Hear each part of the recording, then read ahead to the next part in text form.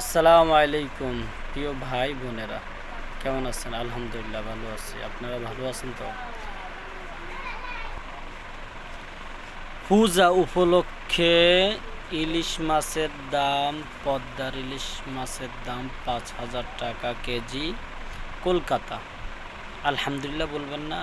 বহুত জ্বালাইছেন আমাদেরকে ইন্ডিয়াবাসী, কথা বুঝছেন? এবার আমরা জ্বালাবো। বাংলাদেশের প্রধান উপদেষ্টা ডক্টর ইউনূস বলেছেন, কোনো ইলিশ দেওয়া হবে না, আগে আমাদের বাংলাদেশ পাবে, তারপরে দেখা যাবে।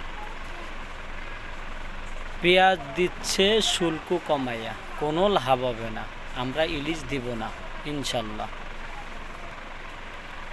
আমরা ইলিশ খাচ্ছি ভালো মানের ইলিশ, একটু বড় সাইজের 1800 টাকা, 1600 টাকা, 2000 টাকা। আর ওরা ইলিশ এখন পূজার উপলক্ষে 5000 টাকা কেজি এখনই হয়ে গেছে।